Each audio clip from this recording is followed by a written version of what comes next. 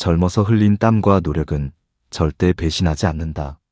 남들 쉴 때 일하고 남들 쓸 때 아끼면 노후에 눈부신 결실을 맺을 것이다. 우리는 평생 이 말을 철석같이 믿고 살았습니다. 그런데 60세가 훌쩍 넘은 지금 다시 한번 여쭤보고 싶습니다. 그때 약속받았던 그 보상을 지금 손에 쥐고 계십니까? 아마 선뜻 그렇다고 대답하기 어려우실 겁니다. 오히려 가슴 한구석이 헛헛하고 씁쓸한 미소만 지어지실지도 모릅니다. 지난 세월 우리는 참 열심히도 살아왔습니다. 몸이 부서져라 일하면서도 병원비가 아까워 아픈 내색조차 하지 못했고, 가족의 울타리를 지켜내겠다는 일념 하나로 험하고 굳은 일도 마다하지 않았습니다. 가족의 화목을 위해 내 목소리를 낮추고 그저 묵묵히 참아내는 것에만 익숙해졌습니다. 다른 사람의 기분과 체면을 살피는 데에만 에너지를 쏟아부었을 뿐, 정작 내가 무엇을 좋아하고 어떤 꿈을 꾸며 살고 싶었는지는 까맣게 잊어버린 지 오래입니다. 나의 땀과 눈물을 거름삼아 가족의 웃음꽃을 피워내는 것만이 내 인생의 성공이라 믿으며 뒤 한번 돌아볼 새 없이 내달려온 쉼표 없는 여정이었습니다. 누군가에게는 든든한 기둥이었을지 모르나 나 자신에게는 너무나 가혹하고 무심했던 시간들이었습니다. 내 모든 걸 바쳐서 이렇게 희생하면 언젠가는 편안하고 따뜻한 노후가 보상으로 주어질 거라 굳게 믿었기 때문입니다. 그런데 막상 뚜껑을 열어보니 우리의 현실은 어떤가요? 통장에는 자식들 대학 보내고 결혼시키느라 바닥을 드러낸 노후 자금이라고 부르기도 민망한 얄팍한 액수만 찍혀 있을지도 모릅니다. 거울 속에는 남들 뒷바라지 하느라 깊게 파인 주름살과 비만 오면 쑤시는 병든 몸뚱어리만 남겨져 있습니다. 내 목숨과도 같았던 자식들은 제 살 길이 바빠서 얼굴 한번 보기도 힘들고, 내 청춘을 다 바친 회사는 나라는 사람이 존재했는지조차 기억하지 못합니다. 이럴 때 우리는 지독한 배신감과 허탈감을 느낍니다. 내가 어떻게 살았는데 세상이 나한테 이럴 수 있나? 밤잠을 설치며 가슴을 치고 억울해하기도 합니다. 마치 한평생 피땀 흘려 비옥한 밭을 일구고 곡식을 풍성하게 키워냈지만 정작 내가 배가 고플 때 줄인 배를 채울 쌀 한 톨조차 남아있지 않은 기분과 같습니다. 이 지독한 공허함 속에서 우리는 갈 곳 잃은 마음을 달래지 못하고 누구에게도 털어놓지 못할 깊은 탄식만 내뱉으며 밤을 지새우게 됩니다. 그것이 바로 무조건적인 희생만을 강요받았던 우리 세대가 마주한 쓸쓸한 노년의 민낯입니다. 하지만 여러분, 너무 슬퍼하거나 스스로를 자책하지 마십시오. 인간의 고통을 꿰뚫어 보았던 철학자 쇼펜하우어는 이런 말을 남겼습니다. 행복을 미래를 위해 저금할 수 있다고 믿는 것이야말로 인간이 저지르는 가장 큰 실수이다. 애초에 세상은 우리에게 해피엔딩을 약속한 적이 없다는 뜻입니다. 우리가 지금 불행하고 억울한 이유는 우리가 열심히 살지 않아서가 결코 아닙니다. 미래를 위해 현재의 나를 희생하면 나중에 누군가가 보상해 줄 거라는 착각, 바로 그 잘못된 믿음 때문이었습니다. 이 불편한 진실을 온전히 인정하는 순간 역설적이게도 우리 삶에는 진짜 자유가 시작됩니다. 아, 인생 정말 별거 없구나. 내가 굳이 그렇게 아등바등 남들 눈치 보며 피를 말릴 필요가 없었구나. 이것을 깨닫는 순간 어깨를 무겁게 짓누르던 짐덩어리가 바닥으로 툭 하고 떨어져 나갑니다. 60세 이전의 삶이 나와 가족들을 위해 숨가쁘게 달려온 삶이었다면 60세 이후의 삶은 온전히 나만을 위한 축제가 되어야 합니다. 더 이상 나중에 보상해주겠다는 세상의 뻔한 거짓말에 속지 마십시오. 오늘 제가 말씀드리는 7가지 원칙대로만 살아보십시오. 그동안의 억울함이 눈 녹듯 사라지고 남은 인생은 그 어떤 억만장자도 부럽지 않은 진짜 홀가분함으로 채워질 것입니다. 그럼 이제 낡은 가면을 모두 벗어던지고 진짜 내 인생을 찾으러 가보시겠습니까? 본격적인 이야기를 시작하기에 앞서 오늘 저와 함께하는 이 시간이 여러분의 삶에 작은 위안이 된다면 구독과 좋아요 부탁드립니다. 여러분의 따뜻한 관심이 더 유익하고 깊이 있는 이야기를 준비하는데 가장 큰 힘이 됩니다. 자, 그렇다면 우리가 남은 인생의 온전한 자유를 되찾기 위해 가장 먼저 깨달아야 할 삶의 원칙은 과연 무엇일까요? 제1장, 착한 사람의 가면을 벗으십시오. 여러분은 살면서 어떤 칭찬을 가장 듣고 싶어 하셨나요? 저 사람은 참 법 없이도 살 사람이야. 참 배려심 깊고 인자한 사람이야. 우리는 어릴 때부터 남에게 싫은 소리 하지 않고 양보하는 것이 미덕이라고 배웠습니다. 내가 조금 손해보더라도 꾹 참는 것이 어른스러운 도리라고 굳게 믿어왔습니다. 특히 체면과 의리를 목숨처럼 무겁게 여기며 살아왔습니다. 주머니 사정이 넉넉지 않아도 모임에 가면 내가 먼저 밥값을 계산해야 직성이 풀리고, 별로 친하지도 않은 사람의 경조사까지 일일이 챙기며 억지 인연을 이어갔습니다. 상대방이 서운해할까봐, 혹은 내가 야박한 사람으로 보일까 두려워서 하기 싫은 부탁도 억지로 들어주며 속을 끓이는 날이 참 많으셨을 겁니다. 그런데 곧 70을 바라보는 나이가 되어서까지 그렇게 살 필요가 있을까요? 가슴에 손을 얹고 조용히 한번 생각해 보십시오. 그렇게 남들 비위 맞추고 배려해주는 동안 정작 내 속은 어떻게 되었습니까? 아마도 남들에게는 천사 같은 사람일지언정 나 자신에게는 내 마음 하나 보듬어주지 못하는 가장 무심한 사람이었을 겁니다. 철학자 쇼펜하우어는 이런 인간의 모습을 두고 다음과 같이 말했습니다. 타인의 시선을 의식하는 순간 우리는 자발적으로 그들의 노예가 된다. 내가 내 인생의 하나뿐인 주인인데 왜 남의 기분을 살피느라 전전긍긍하며 눈치를 보아야 합니까? 은퇴를 하고 노년이 된 지금도 그 답답한 가면을 쓰고 사실 이유는 없습니다. 이제는 그 무거운 착한 인간의 가면을 과감하게 벗어 던지셔야 합니다. 오히려 조금은 자기 고집대로 사는 사람이라는 소리를 듣는 게 내 정신건강과 남은 노후의 평안을 위해서는 100번 1000번 낫습니다. 구체적인 예를 하나 들어보겠습니다. 때때로 자식들이 맞벌이하느라 힘들다며 손주를 봐달라고 부탁할 때가 있습니다. 눈에 넣어도 안 아플 예쁜 손주지만 내 무릎이 쑤시고 체력이 딸립니다. 하루만 안아줘도 며칠을 알아눕는 것이 솔직한 우리의 늙어가는 몸 상태입니다.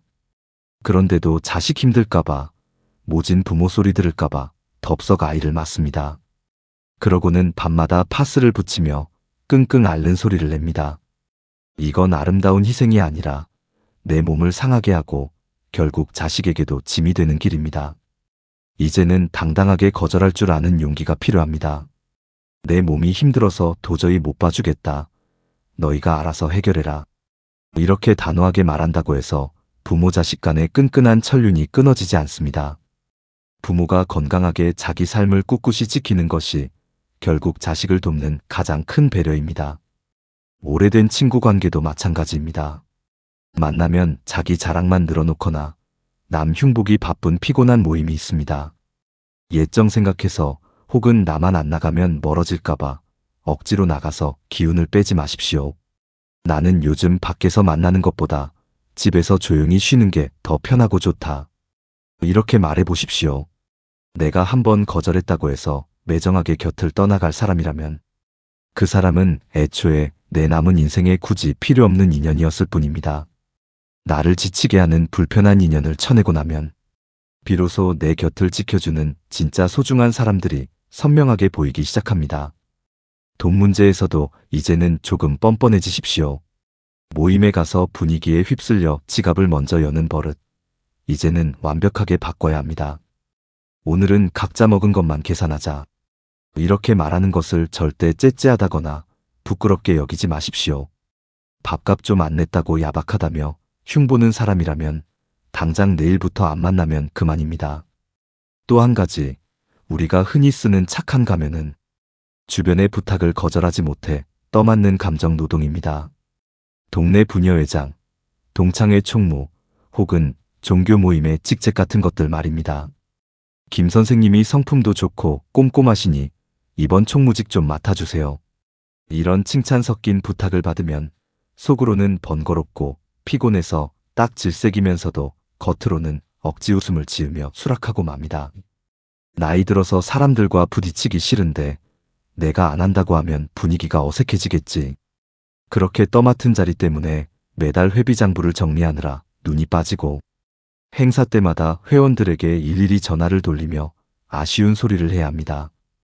누구 하나 제대로 알아주는 사람도 없는데 그 알량한 책임감과 착한 사람이라는 타이틀 하나 때문에 귀한 노후의 에너지를 낭비하고 있는 것입니다.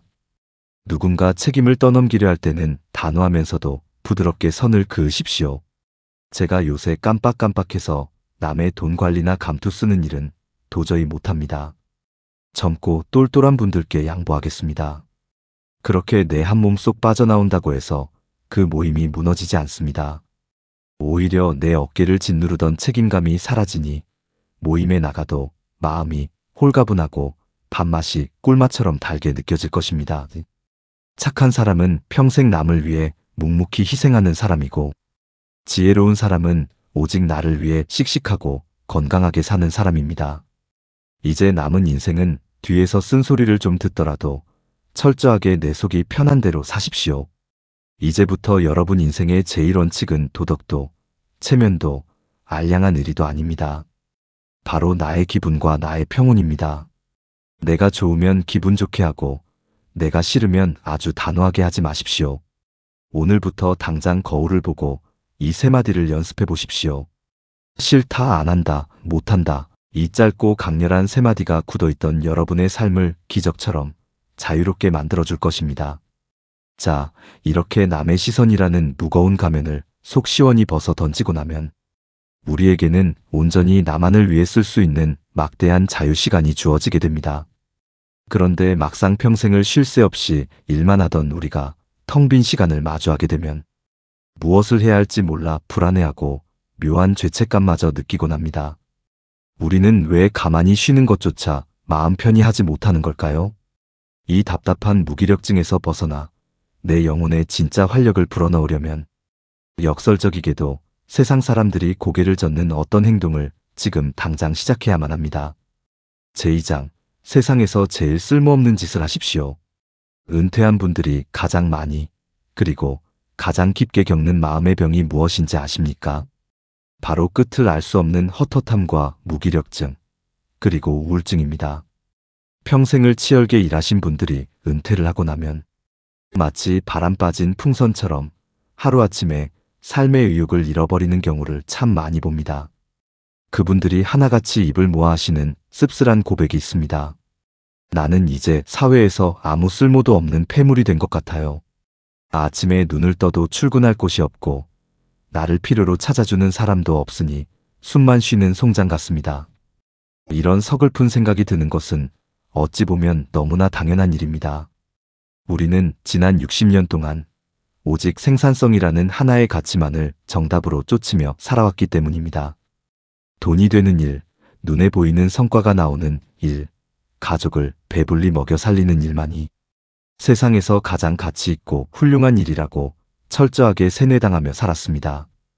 그래서 쉬는 날 거실 소파에 잠시 멍하니 앉아있기라도 하면 내가 이렇게 귀한 시간을 낭비해도 되나? 싶어 묘한 죄책감에 시달렸습니다. 그러니 은퇴를 하고 당장 돈을 버는 생산적인 일이 사라지자 마치 내 존재 가치마저 세상에서 영영 사라졌다고 느끼며 깊은 수렁에 빠지는 것입니다. 평생 은행 지점장으로 불리며 떵떵거리던 68 최 선생님의 이야기를 들려드리겠습니다. 최 선생님은 퇴직 후 명함이 사라지자 갑자기 세상 천지에 혼자 버려진 듯한 지독한 외로움을 느꼈습니다. 매일 아침 양복을 입고 출근하던 관성이 남아있어 눈을 뜨면 불안감에 집안을 서성였습니다. 내가 이렇게 무가치하게 늙어갈 수는 없다. 뭐라도 증명해야 한다. 결국 최 선생님은 젊은 사람들도 합격하기 어렵다는 공인중개사 학원에 덜컥 등록을 했습니다. 노안이 온 눈을 비벼가며 두꺼운 법학책을 파고들었고 모의고사 점수가 안 나오면 스트레스로 밤잠을 설쳤습니다. 은퇴 전보다 더 심한 압박감에 시달리며 소화불량과 두통을 달고 살았습니다. 결국 시험에서 떨어진 날 최 선생님은 소주잔을 기울이며 눈물을 훔쳤습니다. 나는 이제 머리도 굳어서 시험 하나 통과 못하는 진짜 늙은이가 되어버렸구나. 여러분, 도대체 왜 은퇴를 하고 나서까지 스스로를 그런 지옥으로 밀어넣으십니까?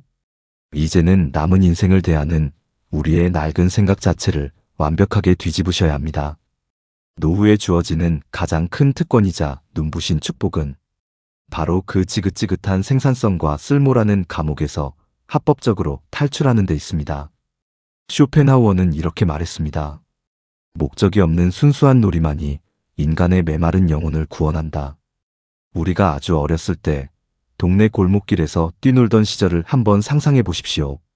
흙장난을 하고 숨바꼭질을 하고 잠자리채를 들고 해 진력까지 뛰어다닐 때 우리가 돈을 벌려고 혹은 이력서에 쓸 자격증을 따려고 그렇게 열심히 놀았나요?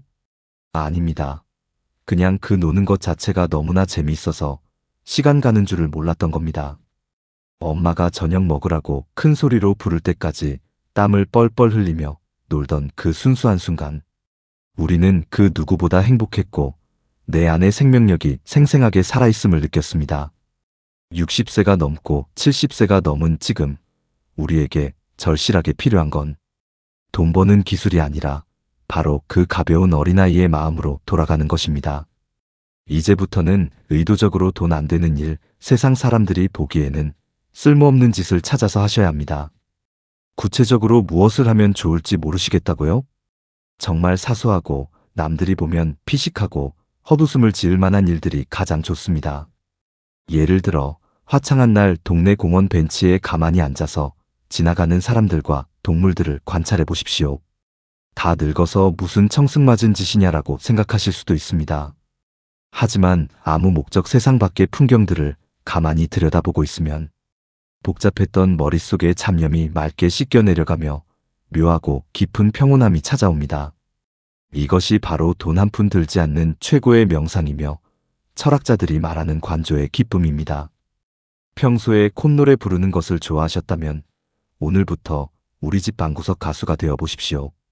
음치라서 박자를 놓치고 음정이 흔들려도 아무런 상관이 없습니다. 남들 앞에서 돈 받고 공연할 것도 아닌데 누가 점수를 매기겠습니까? 방문을 닫아 걸고 평소 좋아하던 신나는 트로트를 크게 틀어놓고 먼지떨이나 빗자루 하나를 마이크 삼아 땀이 나도록 고래고래 노래를 불러보십시오. 마음에 와닿는 유행가 가사를 예쁜 공책에 또박또박 베껴 적어보는 것도 아주 훌륭한 문학 수업입니다. 하얀 스케치북을 하나 사서 그림을 그려보는 것도 참 좋습니다. 유명한 화가처럼 멋지게 명암을 넣고 똑같이 그릴 필요가 전혀 없습니다. 우리 집 강아지도 그려보고 베란다에 피어난 조그만 화분의 꽃도 쓱쓱 그려보십시오. 선이 삐뚤빼뚤하고 색깔이 촌스러우면 또 어떻습니까? 이게 바로 나만의 독창적인 화풍이다 하고 뻔뻔하게 우기면 그만입니다. 그 우스꽝스러운 그림들을 냉장고 문짝에도 붙이고 현관에도 붙여놓고 혼자 키득거리며 웃는 시간, 바로 그 목적 없는 잉여의 시간이 굳어가는 여러분의 뇌를 젊게 만들고 일상을 윤택하게 합니다. 물론 주변에서 누군가 혀를 차며 핀잔을 줄 수도 있습니다. 나이 먹고 점잖지 못하게 그게 무슨 짓이야? 그게 밥이 나와 쌀이 나와? 그럴 때는 아주 환하게 웃으며 당당하게 맞받아 치십시오. 그래, 밥도 안 나오고 돈도 한 푼 안 나온다. 그런데 내 입에서 웃음은 나온다. 이렇게 속 시원하게 말할 수 있는 배짱과 여유가 있어야 진짜 멋지게 나이 든 어른입니다. 세상에는 명확한 가격표가 붙어 있는 것이 있고 보이지 않는 가치가 있는 것이 있습니다.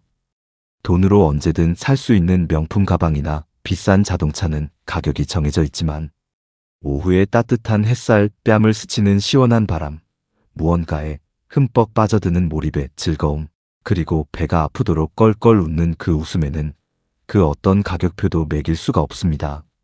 하지만 우리 인생을 진짜 눈부시고 행복하게 만드는 건 가격표가 없는, 세상이 흔히 쓸모없다고 깎아내리는 바로 그 사소한 것들입니다.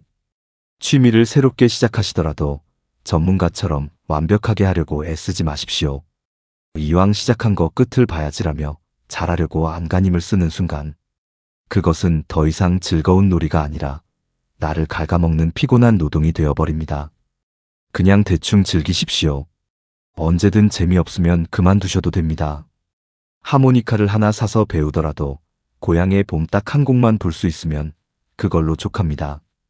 그 어설픔과 헐렁함 속에 진짜 인생에 깊고 단맛이 숨어 있습니다.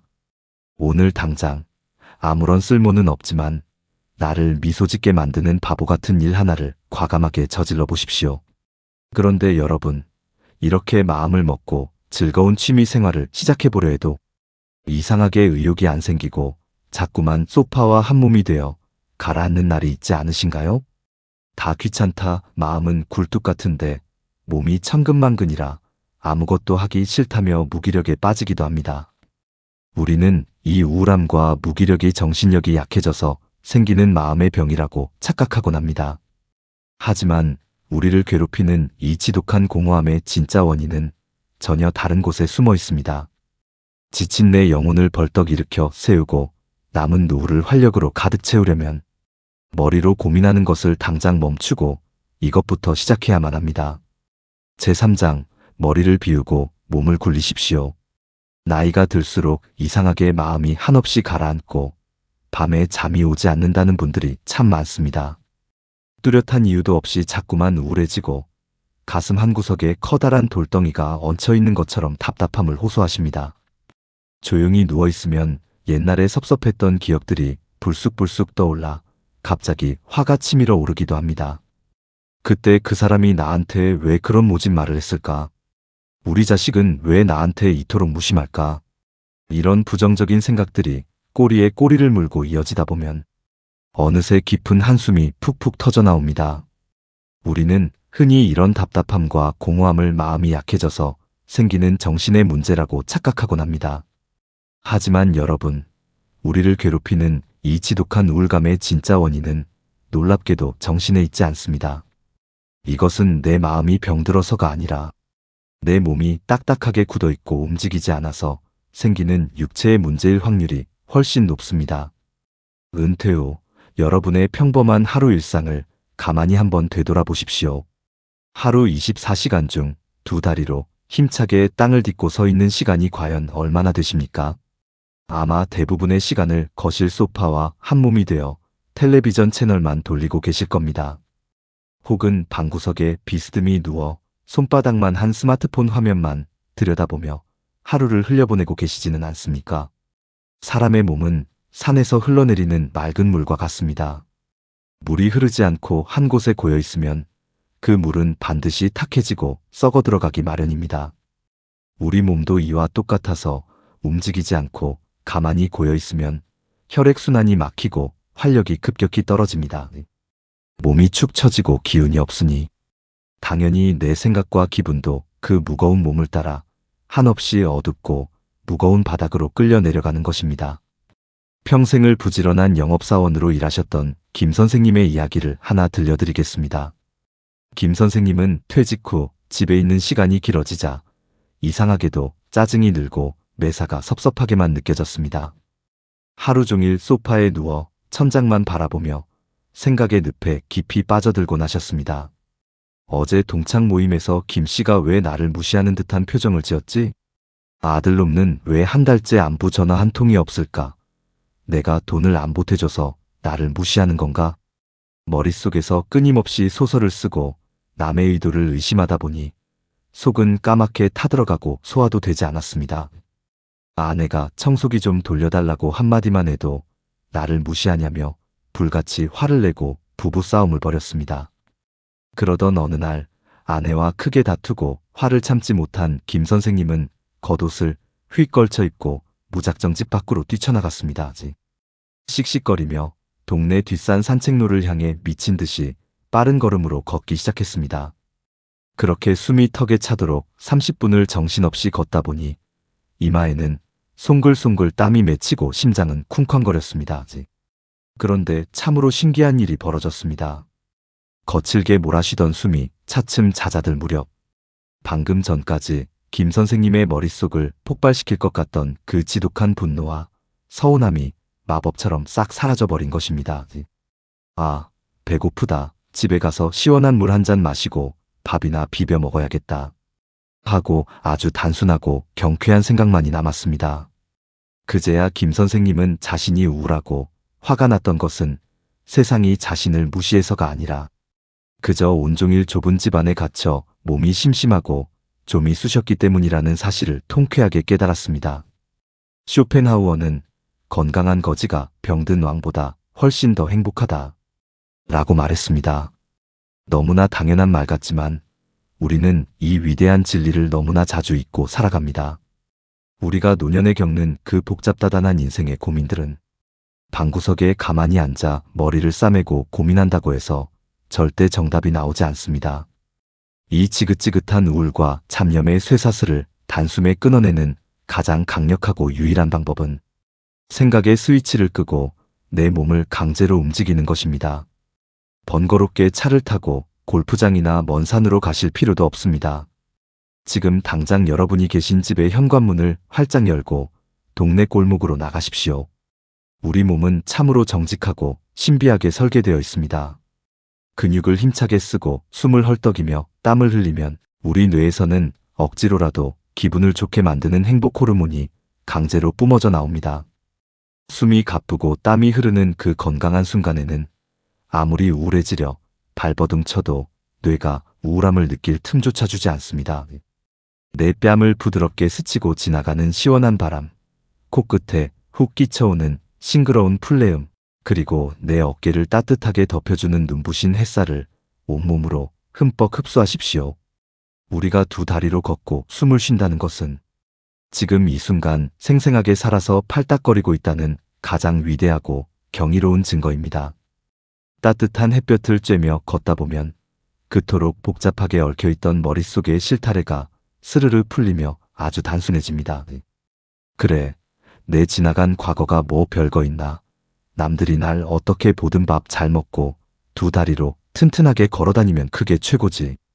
이렇게 세상을 향해 껄껄 웃어넘길 수 있는 넉넉하고 긍정적인 마음이 뱃속 깊은 곳에서부터 절로 솟아나게 됩니다. 마음이라는 녀석이 우리 인생을 운전하는 기사라면 우리 육체는 그 기사가 타고 달리는 자동차와 같습니다. 아무리 운전기사가 뛰어나고 의욕이 넘쳐도 자동차 엔진이 녹슬고 바퀴에 바람이 다 빠져버렸다면 그 차는 단 한 발자국도 앞으로 나아갈 수 없습니다. 60세 이후 우리 인생의 진짜 행복과 당당한 자존감은 통장 잔고의 동그라미 개수에서 나오는 것이 아닙니다. 그것은 바로 내가 원할 때 언제든 내 마음대로 움직여주는 튼튼한 허벅지 근육에서 나옵니다. 노년에는 체력이 곧 자존감이고 두 다리의 힘이 곧 내 삶의 무한한 자유입니다.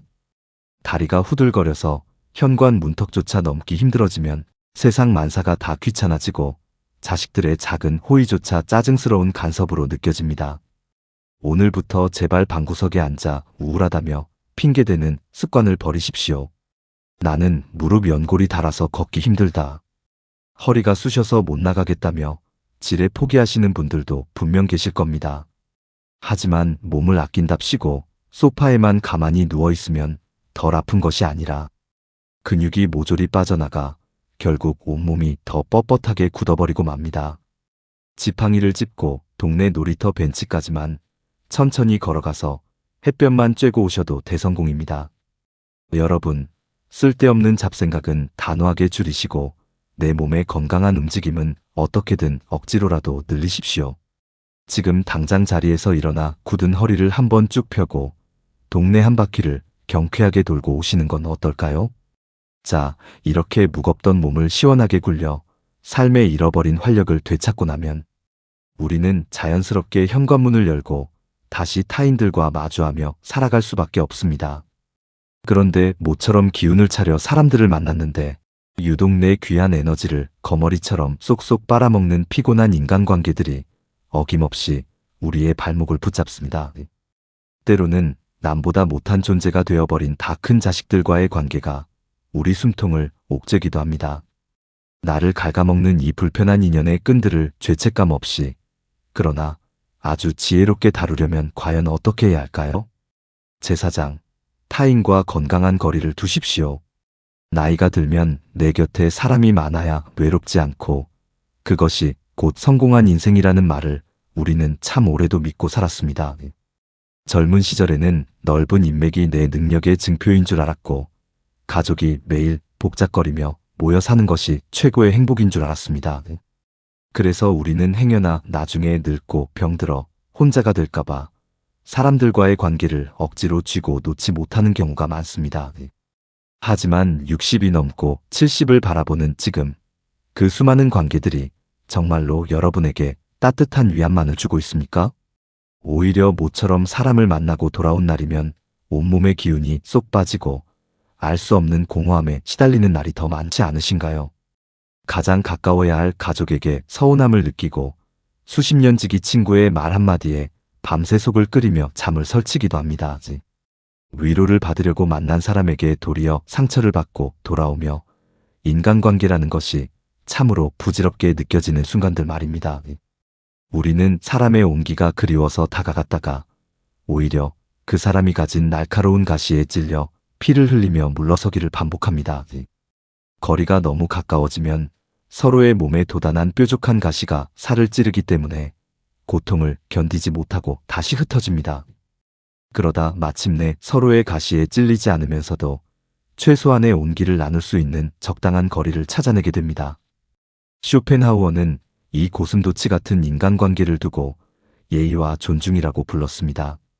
나를 가장 아프게 찌르는 가시는 멀리 있는 모르는 사람이 아니라 내 곁에 가장 바짝 붙어있는 가까운 사람들의 가시입니다. 그 중에서도 우리의 가슴을 가장 깊고 아프게 찌르는 존재는 바로 눈에 넣어도 아프지 않을 자식입니다. 우리는 무의식적으로 자식은 내 인생의 분신이자 나의 확장판이라는 강한 집착을 갖고 있습니다. 다 큰 자식이 가정을 꾸리고 독립을 했는데도 우리는 여전히 부모라는 이름으로 그들의 삶에 바짝 다가가려 애를 씁니다.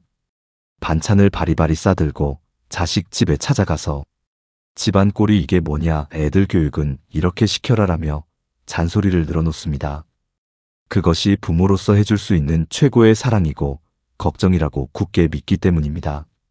하지만 돌아오는 자식의 반응은 우리의 기대와는 너무나도 다릅니다. 엄마, 우리 집 일은 우리가 알아서 할 테니까 제발 간섭 좀 하지 마세요.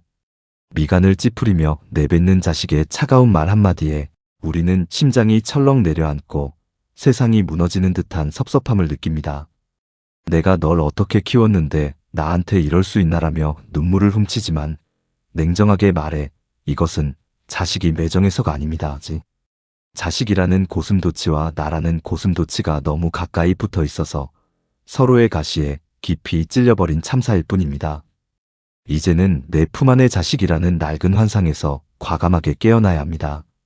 자식은 내 소유물도 내 인생의 헛헛함을 채워줄 보상도 아닌 나와는 완벽하게 분리된 독립적인 인격체입니다. 그들에게는 이제 목숨 걸고 지켜내야 할 새로운 배우자와 챙겨야 할 토끼 같은 자기 자식들이 우선순위가 되었습니다. 주말에 자식에게서 안부 전화가 오지 않는다고 전화통만 붙잡고 기다리며 서운해하지 마십시오. 무소식이 희소식이다. 자기들끼리 지지고 볶으며 아주 잘 살고 있구나 하고 아주 경쾌하게 털어버리셔야 합니다. 자식의 삶에 너무 깊이 개입하려는 그 애틋한 욕심을 내려놓고 거리를 한 발짝 뒤로 물릴 때 비로소 부모와 자식 간의 팽팽했던 긴장이 사라지고 서로를 편안하게 바라볼 수 있는 진짜 사랑이 시작됩니다. 건강한 거리를 두어야 하는 것은 비단 가족뿐만이 아닙니다. 우리의 귀한 노후 에너지를 거머리처럼 쏙쏙 빨아먹는 피곤한 친구나 지인들과도 이제는 철저한 거리두기가 필요합니다. 전화만 걸려오면 한두 시간씩 자기 집 며느리 욕을 하거나 관절이 아프다며 끝도 없이 신세 한탄을 쏟아내는 친구가 꼭 있습니다. 처음에는 안쓰러운 마음에 맞장구를 쳐주며 들어주지만 전화를 끊고 나면 이상하게 내 기분마저 시궁창으로 깊이 가라앉습니다.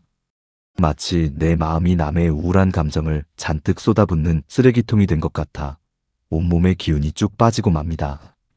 또 어떤 지인은 만나기만 하면 자기 자식이 돈을 얼마나 잘 버는지, 손주가 얼마나 똑똑한지 은근슬쩍 자랑만 늘어놓습니다.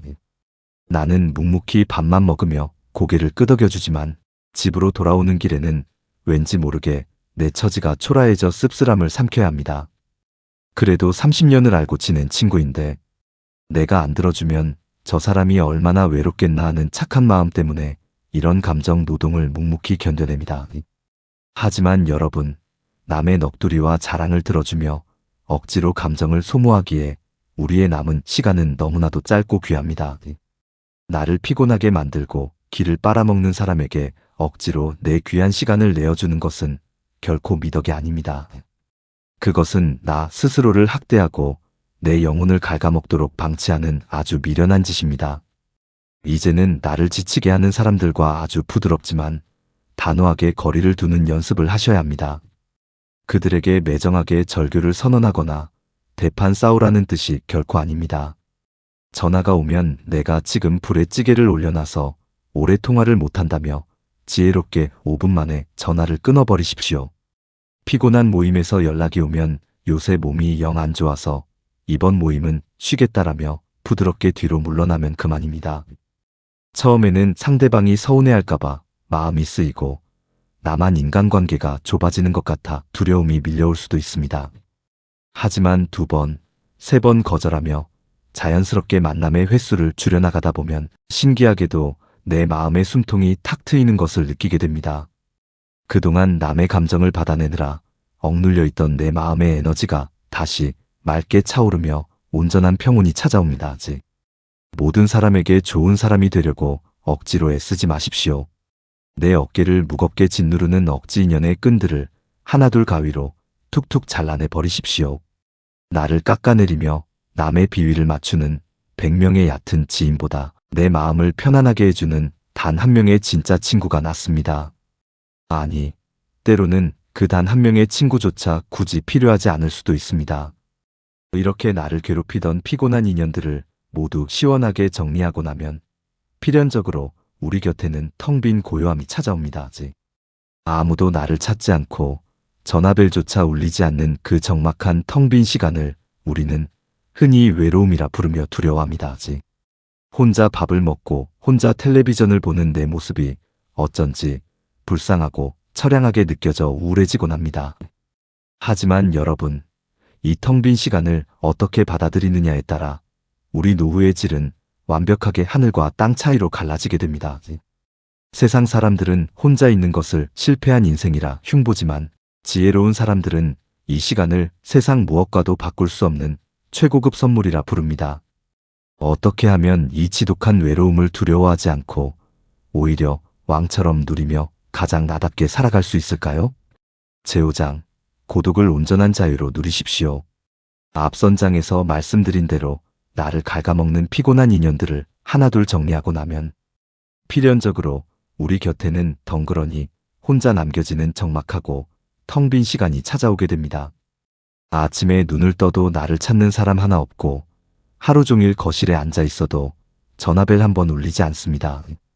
이럴 때 텔레비전 소리만 공허하게 울려 퍼지는 거실에 가만히 앉아 있다 보면 내가 인생을 잘못 살아서 이렇게 늙어서 곁에 아무도 없는 건 아닐까. 나중에 방 안에서 혼자 아파서 쓰러지기라도 하면 누가 나를 챙겨주나 하는 두려움과 불안감이 파도처럼 밀려오기도 합니다. 하지만 여러분, 생각의 각도를 아주 조금만 비틀어 보십시오.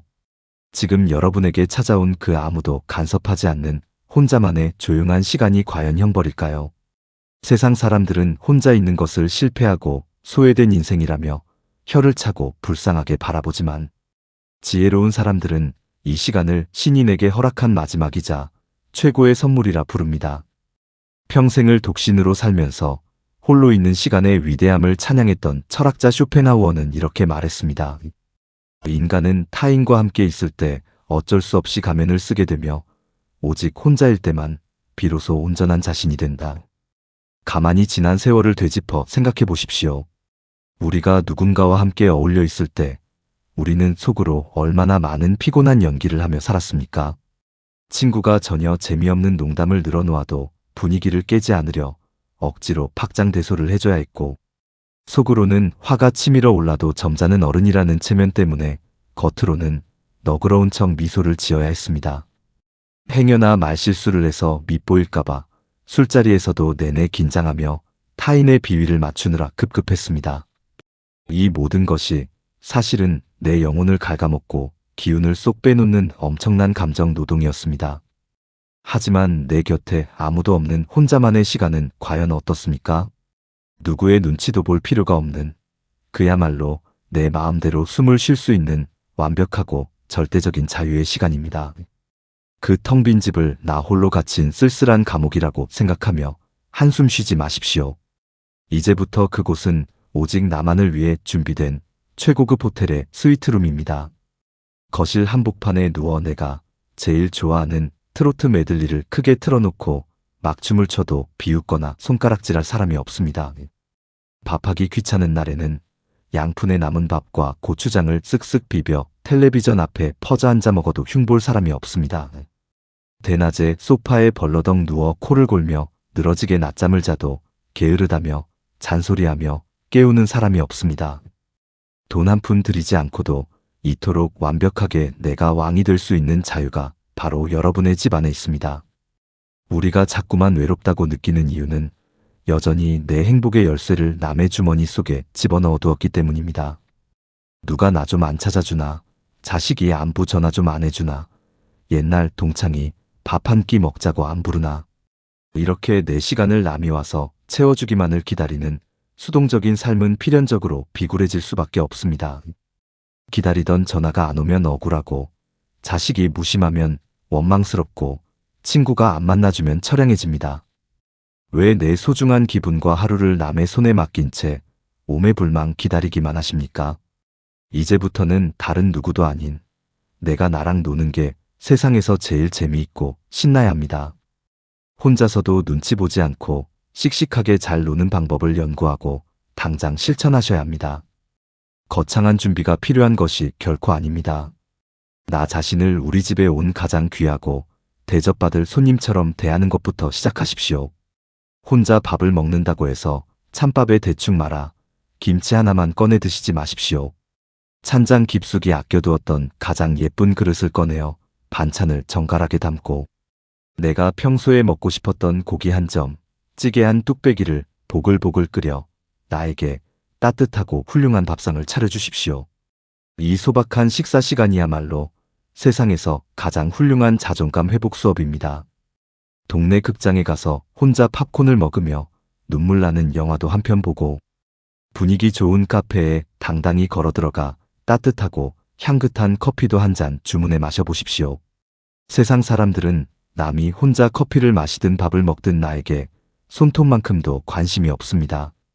그 짜릿한 해방감을 한 번이라도 제대로 맛보고 나면 누군가를 애타게 기다리는 시간이 더 이상 지루하거나 슬프지 않습니다. 오히려 혼자 고요하게 있는 이 평화로운 시간이 너무나 소중해서 남들이 찾아와 내 시간을 방해하는 것이 귀찮아질 수도 있습니다. 아주 재미있는 사실 하나를 알려드리겠습니다. 역설적이게도 외롭다고 징징대지 않고 혼자서도 씩씩하게 잘 지내는 사람 주변에 오히려 사람들이 더 많이 모여듭니다. 입만 열면 외롭다고 하소연하고 자식에게 집착하며 매달리고 친구에게 쉽게 서운해하는 사람 옆에는 아무도 가고 싶어 하지 않습니다. 그 끈적한 집착이 너무 피곤하고 부담스럽기 때문입니다. 반면에 기대지 않고 혼자서도 산책을 즐기며 표정이 밝고 여유가 넘치는 사람에게는 묘하게 끌리는 매력이 있습니다. 저 어르신은 혼자서도 뭐가 저렇게 매일 즐거울까? 하고 궁금해서 사람들이 먼저 다가와 말을 건넵니다. 타인에게 내 행복을 구걸하지 않고 스스로 우뚝 선 독립적인 사람에게서는 아주 맑고 향기로운 냄새가 나기 때문입니다. 여러분, 이제는 혼자 남겨지는 그 고요함을 두려워하지 마십시오. 그것은 여러분에게 하늘이 보상으로 내려준 꿀 같은 온전한 자유입니다. 이제 나에게 깊이 집중할 수 있는 완벽한 기회가 드디어 찾아온 것입니다. 그 고요함 속에서 돋보기를 쓰고 옛날 책도 읽고 먼지 쌓인 사진첩도 미소 지으며 정리하고 나 자신과 오순도순 대화도 나눠보십시오. 외로움은 내가 혼자 남겨졌다는 사실에 매달려 고통받는 끔찍한 형벌이지만 고독은 내가 혼자라는 사실을 기꺼이 껴안고 마음껏 누리는 눈부신 축제입니다. 여러분의 노년이 눈물 짓는 처량한 외로움이 아닌 품격 있고 우아한 고독으로 꽉 채워지기를 진심으로 바랍니다. 자, 이렇게 내 마음속에 무거운 기대를 비워내고 억지 인연의 끝마저 시원하게 잘라내어 내면의 평화를 얻으셨다면 이제는 고개를 들어 우리가 매일 머무는 집안 구석구석을 찬찬히 둘러볼 차례입니다. 젊은 시절 피 같은 돈을 주고 샀다는 이유로 혹은 언젠가 쓸 날이 있을 거라는 헛된 미련 때문에 우리가 십수년째 참아버리지 못하고 끌어안고 사는 그 수많은 잡동사니들 말입니다. 제6장 아끼다 똥 된다는 말은 진리입니다. 지금 여러분이 앉아 계신 집안을 가만히 한번 둘러보십시오. 젊은 시절 이 빈집을 처음 장만하고 설레는 마음으로 살림살이를 하나둘 채워 넣을 때만 해도 참 넉넉하고 행복했습니다. 하지만 수십 년의 세월이 흐르는 동안 집안 곳곳에는 우리가 참아버리지 못해 끌어안고 살아온 무거운 세월의 짐들이 산처럼 쌓여버렸습니다. 언젠가 쓸 날이 있을 거라며 베란다와 안방 구석에 겹겹이 쌓아둔 그 수많은 묵은 짐들 말입니다. 가장 먼저 거실 한편에 커다랗게 자리 잡고 있는 유리 장식장 앞을 가만히 서성여 봅니다. 그 안에는 30년 전 남편이 첫 보너스를 타던 날 큰맘 먹고 장만했던 테두리에 금박이 둘러진 비싼 수입 찻잔 세트가 고스란히 놓여 있습니다. 나중에 정말 귀하고 소중한 손님이 오시면 그때 아주 예쁘게 내어 대접해야지. 행여나 흠집이라도 날까봐 애지중지 아껴두며 평소에는 손끝 한번 제대로 스치지 못했던 참 귀한 물건입니다. 그렇게 수십 년 동안 장식장 안에서 먼지만 뽀얗게 쌓여가는 그 고운 찻잔들을 놔두고 정작 우리는 매일 아침 은행이나 마트에서 사은품으로 받아온 투박하고 무거운 머그잔에 믹스커피를 타서 마셨습니다. 심지어 그 머그잔의 손잡이 한쪽이 살짝 이가 빠져 까슬까슬한데도 그것을 버리기 아까워 조심스레 입술을 대고 마십니다. 나 혼자 대충 한 잔 마시는데 뭐 어때? 좋은 건 나중에 아꼈다 써야지. 하지만 시간이 흘러 이제는 우리 집을 찾아올 그 특별하고 귀한 손님 같은 것은 영영 오지 않는다는 것을 우리는 너무나 잘 알고 있습니다. 발걸음을 돌려 안방 구석에 자리 잡은 커다란 장롱문을 열어보면 그곳에는 또 다른 미련의 덩어리들이 꽉 들어차 있습니다. 15년 전 자식 시집 장가 보낼 때 비싼 돈을 주며 맞췄던 고급스러운 실크 한복이 방충제 냄새를 훅 풍기며 고이 매달려 있습니다. 언젠가 집안에 또 큰 경사가 생기면 입어야지. 그렇게 속으로 다짐하며 20년째 보관 중인 작아진 바지들이 옷장문이 안 닫힐 정도로 빽빽합니다. 하지만 10년이 훌쩍 넘는 세월 동안 우리의 허리는 조금 굽어지고 어깨는 몰라보게 작아져 버렸습니다. 이제는 아무리 옷매무새를 다듬어도 그 옛날에 곱고 늠름했던 태가 나지 않는데도 우리는 그 비싼 옷을 비워내는 것이 마치 나의 가장 빛나던 청춘을 버리는 것 같아 차마 손을 대지 못합니다. 얼마 전 거실에 아주 비싼 가죽 소파를 새로 들여놓은 65이 권사님 댁에 놀러 간 적이 있습니다. 큰맘 먹고 장만한 푹신한 소파인데 그 위에는 안 쓰는 낡은 이불과 촌스러운 천 조각이 칭칭 덮여 있었습니다. 아니, 이 좋은 소파를 놔두고 왜 이렇게 덮어두셨어요? 하고 물으니 이런 대답이 돌아왔습니다. 아유, 주말에 손주들 놀러와서 과자라도 흘리면 큰일 나잖아. 때 탈까봐 아까워서 덮어놨지. 결국 이 권사님은 그 비싼 가죽의 부드러운 감촉은 단 한 번도 누려보지 못한 채 소파 밑 맨바닥에 얇은 방석 하나를 깔고 앉아 허리를 두드리며 텔레비전을 보고 계셨습니다. 돈을 지불한 주인은 나 자신인데 정작 물건을 상전처럼 모시며 내가 물건에 하녀 노릇을 하고 있는 셈입니다.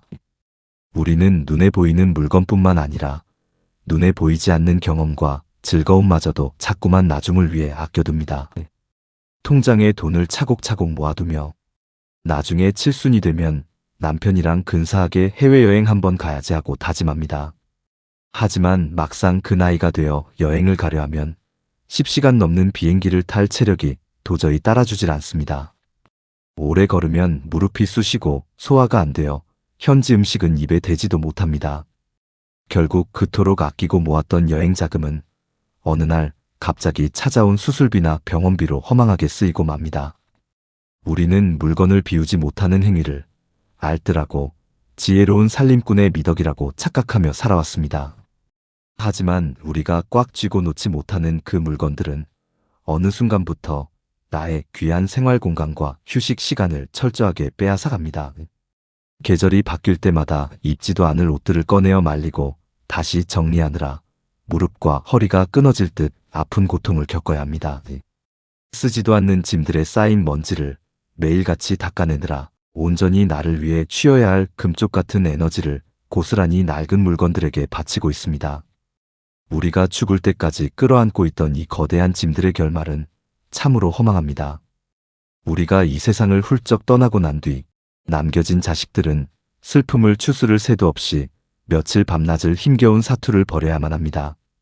우리가 그토록 아꼈던 금박 찻잔도 비싸게 주고 산 유행진한 외투도 결국엔 커다란 종량제 봉투에 담겨 허무하게 수거함으로 버려지게 됩니다.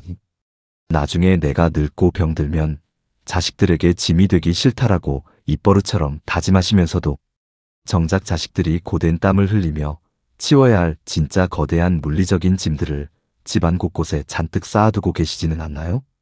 우리가 사랑하는 가족들에게 마지막으로 남겨주어야 할 것은 먼지 쌓인 잡동사니와 고된 노동이 아니라 아주 홀가분하고 정갈하게 마무리된 내 삶의 아름다운 여백뿐이어야 합니다.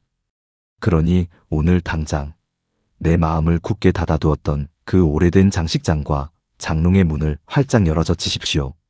지난 1년 동안 단 한 번도 꺼내어 쓰지 않은 물건이 있다면 단언컨대 앞으로 여러분의 남은 인생에서도 2번 다시 그 물건을 쓸 일은 기적처럼 일어나지 않습니다. 비싸게 주고 샀다는 낡은 미련이나 언젠가 쓰겠지라는 헛된 핑계는 아주 가차없이 그리고 속 시원하게 끊어내셔야 합니다. 이 빠진 싸구려 머그잔은 오늘 당장 쓰레기통에 과감히 버리시고 내일부터는 그 비싸고 좋은 수입 찻잔을 꺼내어 오직 나 자신만을 위한 따뜻한 커피를 타서 우아하게 마셔보십시오. 반찬 한 가지를 먹더라도 찬장에 있는 제일 예쁜 접시에 담아 정성껏 나를 대접하십시오. 아끼다 똥 된다는 우리네 옛말은 우리 인생에서 단 한치의 오차도 없는 완벽한 진리입니다. 기회가 왔을 때 누리지 못하고 미뤄둔 행복에는 결국 후회라는 쓰디쓴 이자만 무겁게 붙을 뿐입니다. 나의 늙고 지친 일상을 가장 특별하고 소중한 날로 만들어줄 세상에서 제일 귀한 손님은 바로 거울 속에 비친 나 자신이라는 사실을 부디 잊지 마십시오. 집안의 물건이 반으로 줄어들면 늙은 몸을 이끌고 청소하고 관리해야 할 노동의 시간도 정확히 반으로 줄어듭니다. 불필요한 것들이 썰물처럼 모두 빠져나간 그 넉넉하고 고요한 거실 한가운데 가만히 앉아보십시오. 창문을 통해 들어온 맑은 햇살이 텅 빈 벽을 따뜻하게 비추고 그동안 가구들에 막혀 불지 못했던 시원한 바람이 방 안 구석구석을 자유롭게 맴도는 것을 온몸으로 느끼실 수 있을 겁니다. 자, 이렇게 눈에 보이는 집안의 묵은 살림살이들을 아주 시원하고 미련 없이 밖으로 훌훌 비워내셨습니까? 우리의 생활 공간이 한결 가벼워지고 꽉 막혔던 숨통이 트였다면 이제는 진정으로 내 영혼을 갉아먹고 있는 눈에 보이지 않는 가장 무서운 짐을 바닥에 내려놓을 차례입니다. 밤마다 내 가슴을 치게 만드는 그때 그 땅을 팔지 말았어야 했는데 하는 지독한 과거의 후회들, 그리고 내일 갑자기 큰 병에 걸려서 누워만 지내면 어쩌지 하며 아직 오지도 않은 미래를 앞당겨 걱정하는 그 끔찍한 불안들 말입니다. 우리의 귀한 오늘을 지옥으로 몰아넣는 이 머릿속의 무서운 괴물들을 어떻게 하면 단숨에 끊어낼 수 있을까요? 제7장 후회를 멈추고 오늘만 사십시오. 모두가 잠든 깊은 새벽, 이유 없이 눈이 번쩍 뜨여 캄캄한 천장을 물끄러미 바라본 적이 있으실 겁니다. 몸은 천근만근 무거운데 머릿속에서는 아주 오래된 비디오 테이프가 제멋대로 돌아가기 시작합니다.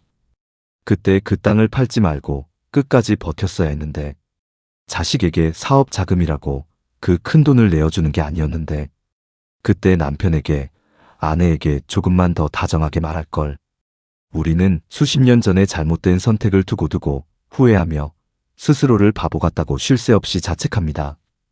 이불을 뒤집어 쓰고 가슴을 쾅쾅 내리쳐 보아도 억울함과 자책감은 가라앉기는커녕 시뻘건 불길처럼 타오릅니다. 하지만 여러분, 지금의 지혜로운 눈으로 과거를 돌아보니까 그것이 명백한 실수로 보이는 것일 뿐입니다. 그 시절 벼랑 끝에 몰려 치열하게 고민하던 젊은 날의 나에게는 사실 그 선택이 그나마 할 수 있었던 최선이었습니다. 누구도 앞날을 미리 내다볼 수는 없으며 우리는 모두 불완전한 인간이기에 수없이 넘어질 수밖에 없습니다. 과거의 상처와 후회를 끊임없이 곱씹는 것은 내 집에 침입했던 강도를 매일 밤 다시 불러들여 내 귀중품을 훔쳐가라고 문을 열어주는 것과 같습니다. 이제는 가슴을 치며 후회하는 대신 그 불안했던 시간 속에서 어떻게든 살아남으려고 발버둥 쳤던 과거의 나를 따뜻하게 안아주십시오. 그때 참 많이 무섭고 힘들었지. 그래도 포기하지 않고 여기까지 무사히 걸어와줘서 정말 고맙다. 거울을 보며 이렇게 소리내어 말해주는 순간 여러분의 어깨를 무겁게 짓누르던 수십 년 묵은 과거의 족쇄가 경쾌한 소리를 내며 산산조각 날 것입니다. 바꿀 수 없는 어제를 후회하고 분노하느라 바꿀 수 있는 유일한 시간인 오늘을 낭비하는 것은 인생에서 가장 뼈아픈 손실입니다. 그런데 지나간 과거를 시원하게 털어내고 나면 우리의 시선은 또다시 아직 오지 않은 미래를 향해 불안하게 흔들리기 시작합니다. 내일 갑자기 쓰러져 걷지 못하게 되면 어쩌지? 치매가 와서 자식들 얼굴도 못 알아보고 요양원 신세를 지면 어떡하나? 자식들에게 짐만 되다가 비참하게 죽어가는 것은 아닐까? 우리는 지금 당장 건강하게 잘 살아가고 있으면서도 아직 오지도 않은 미래의 병과 죽음을 미리 당겨와 오늘 밤의 단잠을 잔인하게 망쳐버립니다. 관절이 조금만 쑤셔도 걷지 못하게 될 미래를 상상하고 물건을 어디 두었는지 깜빡하기만 해도 치매에 걸려 요양원에 갇힌 내 모습을 떠올리며 스스로를 지옥으로 밀어넣습니다. 평생을 건강에 대한 지독한 강박 속에서 살아오신 72살 박 선생님의 이야기가 있습니다. 동창의 갑작스러운 죽음을 본 후 박 선생님의 인생 목표는 오직 병에 걸리지 않는 것이 되었습니다. 나트륨이 많다며 아내가 끓여준 구수한 찌개를 거부하고 맹물에 밥을 말아 드셨습니다. 혹시나 사고가 날까 두려워 고향 친구들과의 단풍놀이도 거절하고 방구석에만 머물렀습니다. 그렇게 10년을 철저하게 통제하며 살았지만 정작 남은 것은 웃음기 하나 없는 지독하게 건조하고 우울한 노년뿐이었습니다. 병에 걸리지 않기 위해 오늘 하루의 모든 즐거움과 행복을 포기하는 것은 살아있으나 이미 죽은 것과 다름없는 삶입니다. 철학자 쇼펜하우어는 이렇게 말했습니다. 과거는 이미 지나가서 존재하지 않고 미래는 아직 오지 않았으니 우리에게 진짜 존재하는 시간은 오직 지금 이 순간, 현재뿐이다. 아직 일어나지도 않은 미래의 불행을 미리 걱정하는 것은 내가 빌리지도 않은 엄청난 빚에 대해 평생토록 억울하게 이자를 물고 있는 것과 같이 어리석은 짓입니다. 우리가 아무리 머리를 싸매고 밤새워 걱정한다고 해서 인간이라면 누구나 겪어야 할 노화와 죽음의 시계를 단 1초라도 늦추거나 멈출 수는 없습니다. 내가 통제할 수 없는 일에 대해 걱정하는 것은 밑 빠진 독에 물을 붓는 것처럼 내 영혼의 기력만 철저하게 고갈시킬 뿐입니다. 나이가 들어 기억력이 조금씩 희미해지고 관절이 삐그덕거리는 것은 여러분이 인생을 잘못 살아서 받는 끔찍한 형벌이 결코 아닙니다. 가을이 깊어지면 무성했던 나뭇잎이 자연스럽게 말라 떨어지고 오래 쓴 시계의 태엽이 헐거워지는 것처럼 아주 당연하고 순리적인 법칙일 뿐입니다. 나중에 아파서 병실에 누워만 있으면 어쩌나 하는 지독한 두려움을 오늘부터 당장 마음의 쓰레기통에 툭 던져버리십시오. 만약 정말로 그런 날이 온다 하더라도 그것은 그저 낡은 육체가 제 기능을 다해가는 자연스러운 슬픔일 뿐 여러분이 스스로를 수치스러워하거나 죄책감을 느낄 일이 아닙니다. 오히려 다가올 죽음과 노화에 대한 불안을 잠재우는 가장 강력하고 지혜로운 방법은 그것을 외면하고 도망치는 것이 아니라 두 눈을 똑바로 뜨고 명확하게 준비해 두는 것입니다. 조용한 날 책상에 앉아 맑은 정신으로 나의 마지막을 어떻게 장식할지 차분하게 글을 적어보십시오. 죽음을 준비한다는 것은 불길한 일이 아니라 내 삶의 마지막 순간까지 나의 존엄성을 내 손으로 지켜내겠다는 아주 용기 있고 통쾌한 자기 결정입니다. 이렇게 나의 마지막 뒷모습을 내 손으로 깔끔하게 정리해두고 나면 이상하게도 죽음에 대한 끈적한 공포가 사라지고 마음 한구석에 엄청난 해방감과 묵직한 평온함이 찾아옵니다. 아침에 일어나 창문을 열었을 때 얼굴에 닿는 서늘하고 상쾌한 바람의 감촉, 보글보글 끓어오르는 구수한 찌개 냄새와 갓 지은 밥의 달콤한 맛에 온전히 집중하십시오. 길을 걷다 우연히 마주친 조그만 들꽃의 노란 빛깔에 감탄하고, 오랜 친구와 전화통화를 하며 시시콜콜한 옛날 이야기에 배를 잡고 껄껄 웃어보십시오. 아프지 않고 살아갈 10년 뒤를 위해 오늘 맛있는 음식을 꾹 참는 것이 아니라 오늘 당장 내 입맛을 돌게 하는 음식을 기분 좋게 꼭꼭 씹어 삼키는 것이 진짜 살아있는 인생입니다. 오지 않은 내일의 불행은 내일의 나에게 아주 쿨하게 맡겨두고, 여러분은 그저 오늘 하루 나에게 주어진 소박한 기쁨들을 샅샅이 찾아내어 마음껏 누리시면 됩니다. 어차피 우리 모두는 언젠가 이 세상이라는 낡은 정거장을 떠나야 할 여행자들입니다. 기차가 언제 올지 몰라 불안에 떨며 대합실 구석에서 웅크리고 있는 대신 기차가 도착하기 전까지 정거장 밖에 핀 예쁜 꽃도 보고 시원한 바람도 맞으며 남은 시간을 여유롭게 즐기셔야 합니다. 과거에 대한 무거운 후회도 미래에 대한 지독한 불안도 모두 바닥에 내려놓은 지금, 여러분의 호흡은 그 어느 때보다 깊고 편안해졌을 것이며 어깨는 날아갈 듯 가벼워지셨을 겁니다. 자, 이제 길고도 깊었던 7가지 비움의 여정을 마무리할 시간입니다. 62호 인생 이막의 무대는 눈물 짓는 비극이 아니라 남은 시간 마음껏 웃고 즐기는 유쾌한 코미디가 되어야 합니다. 더 이상 세상의 잣대나 타인의 시선에 얽매여 여러분의 하나뿐인 귀한 인생을 너무 심각하고 무겁게 살지 마십시오.